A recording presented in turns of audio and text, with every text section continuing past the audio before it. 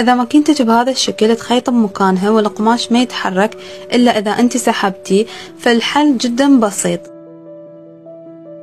والسبب إنه هذا صاير بالوسط، فالماكينة لا تخيط لي ورا ولا تخيط لي قدام. الحل إنه تنزلينه للأخير حتى تبدي الماكينة تخيط للأمام، أو تخليه على الرقم اللي يناسبك لأن هذا يتحكم بحجم الغرزة. السبب الثاني إنه أسنان الماكينة نازلة فما تقدر توصل للقماش والدفعة، وهاي الدقمة هي اللي تتحكم بيهن، ترفعهن وتنزلهن، وهذه هي حركتهن من يرتفعن وينزلن. ثالثا مشاكل الخيط، ممكن الميزانية حيل ضابة فما قاعد يعطي خيط كافي حتى يمشي القماش، أخي هذا البرغ شوية حتى الخيط يمشي على راحته. والمكوك ضاب فيسبب نفس المشكلة، ثبات القماش أو ممكن يسحبه لي جوه، فنرخي هذا البرغ شوية حتى الماكينة تسحب الخيط على راحتها.